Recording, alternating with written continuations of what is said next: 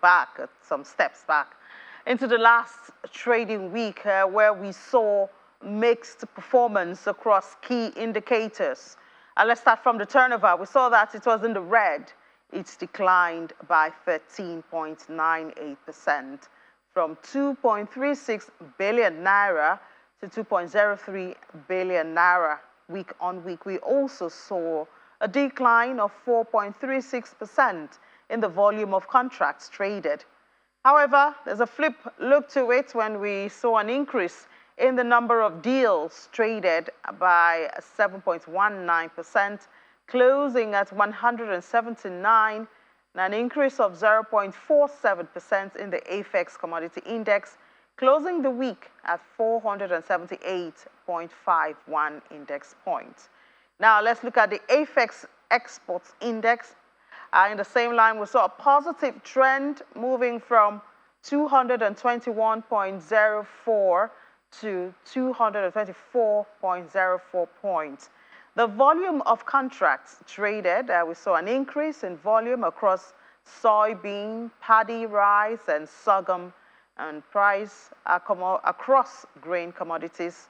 Going to prices now, we see maize had the most positive trend on the chart, gaining 3.74% to close at 248 naira 97 kobo for a kilogram. And across export commodities, we saw ginger. It topped that chart by 8.27% to close at 900 naira. It's a green one there. However, we see the flip side, cashew nuts. It's declined 0.14% and closed at 614 naira 12 kobo, 612 naira 96 kobo.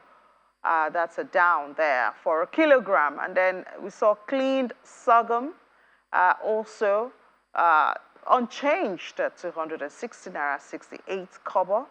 And then let's look at cocoa now and see what that looks like here. We see also unchanged, no movement, almost 1,850 naira for a kilogram of cocoa. And that's how the market closed on AFEX Commodities Exchange. I believe if you want more information on that, you can go to their website and talk to them on their social media handles as displayed on the screen. It's still AFEX time. We head to our Abuja studio where we have Ajia Abdulkadir. He's the supplier chain manager with AFEX. And he wants to speak to us about Nigeria's value chain, which is characterized by 80% of smallholder farmers, a very interesting group of people. They feed us and they employ a lot of Nigerians. While a few commercial processors are plagued by inadequate input, obsolete technology, inefficient supply chains, a whole lot of things going on in that area. First of all, let's welcome Ajia Abdulkadir. Good morning, Ajia. Thank you so much for your time this morning. Hi, Ini. Good morning. Thanks for having me. Yeah, so this group of people are very interesting because we call them smallholder farmers, and yet they hold large place in the community, in Nigeria, in the food chain, and also in employment. Now, with over 90% of African people depending on agriculture for their livelihood, post-harvest losses continue to impede African economic growth and well-being. What are the post-harvest problems that AFEX has seen in its day-to-day dealings with its smallholder farmers? Thank you, Annie. Thank you for having me.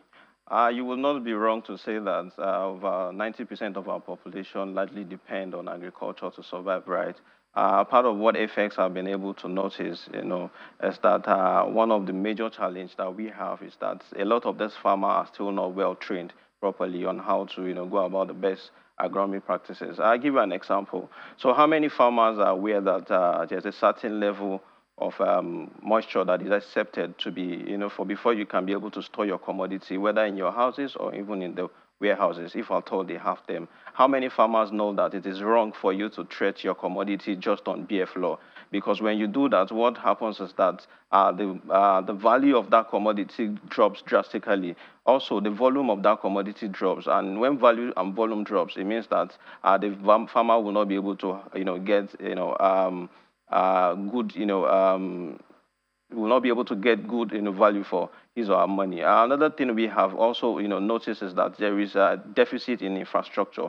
And when we're talking about infrastructure, we're talking about warehousing system, and we're also talking about good roads. A lot of those farmers in the rural communities do not have access to good storage facility, and also do not have storage, have access to good roads as well. Because, it's one thing for you to farm, it's one thing for you to have your product, it's another thing for you to be able to transport that product from wherever your farms is and also take it to, the farm. So these are, a few challenges that we have been able to identify as AFEX. So in Nigeria, supply chain issues fed, into that post-harvest losses. What measures does AFEX see that can be put in place to curtail this issue? So one of the things that we need to put in place is to ensure that, of course, I've spoken about the infrastructural, deficit. One of the things we need to ensure is to ensure that, we have good road networks, such that when this farmer is able to, when this farmer harvests his commodity, is able to, have good access, to able to plow, the roads and, take it to the market where he can be able to get value for his money. You would agree with me that the people that are worst hit in this our commodity chain values, people who deal with perishable goods. A lot of these guys, because of the bad state of our roads, both in Nigeria and also in some part of African countries as well. Ordinarily, what would have taken you maybe 24 hours to 48 hours to get to the market, most likely will maybe take you 7 days or even 10 days to get to the market. And some of these commodities, like I said, especially for the perishable commodities, if you are not able to quickly move them as quickly as possible to the market, it means that you're going to be losing out on that level. So we need to, improve on our infrastructure. We should ensure that, we have a lot of warehouses in and around and across, Nigeria and Africa as a whole, so that these farmers can be able to, have access to them, and, we don't have loss in revenue in respect to the farmer, and also we don't have, food shortage or wastage at the end of the day as well. Well, interesting, of course, that issue of infrastructure is a well-known challenge that a whole lot of people and other sectors, not just the farmers, are looking into. And unfortunately, it looks like it's not a Nigerian thing only, it's sub-Saharan Africa. But what is AFEX doing, maybe in collaboration with the government? Are you talking to the government? Infrastructure, we know, is more of a government, on the government list.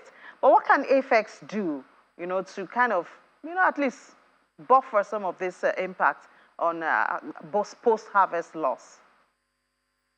Yeah, so thank you, Ini. So part of what we've been able to do in AFEX is that we invest so much, in research. We try to look at what other ways or what other things we can explore to ensure that we reduce all of these leakages. And part of what we've been able to do in AFEX is that as of today, we have over 150 warehouses cut across, every nook and cranny of Nigeria. And also, we are also expanding and going out of the shore of Nigeria. We are presently in Kenya, and we are also presently in Uganda, trying to, translate that model that we use in Nigeria here, which is working for us, to ensure that it also works for these guys there. So part of what we do is we ensure that we have a lot of our warehouses very close to the farmlands, so that the farmers will not have any excuses to say that maybe because these warehouses are very far from them, that's why they are unable to bring these commodities to come and store with us. Also, part of what we do is that we ensure that we don't charge so much, so that it doesn't serve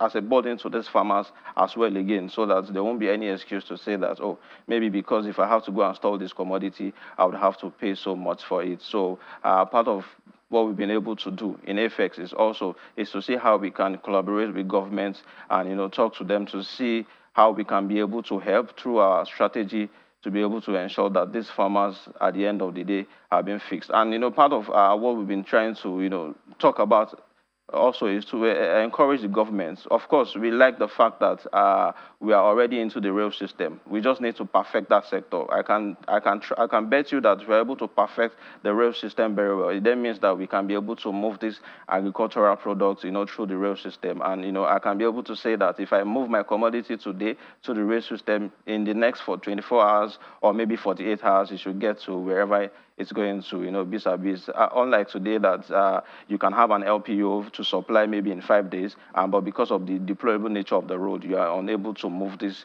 commodities and get to the final destination in that 5 days. And sometimes, you have your processor drop the price on you because you're unable to meet up. But if we're able to get the rail system right, I'm sure we will reduce the pressure on the road. Of course, we will reduce our cost for the government as well. That would, because when you have too much pressure on the road, it means that the government needs to continue to rehabilitate this road and spend so much money. This money can be used to fix other part of the economy. So that's what we think in AFEX. All right, thank you so much, Abdul Kadir. Obviously, that rail system will be good for not just passengers, but also cargoes, and it could help our food security. Thank you so much for sharing your thoughts with our supply chain manager with AFEX. Thank you, Elaine. Thank you for having me. Business Morning is still on, but we'll take a breather.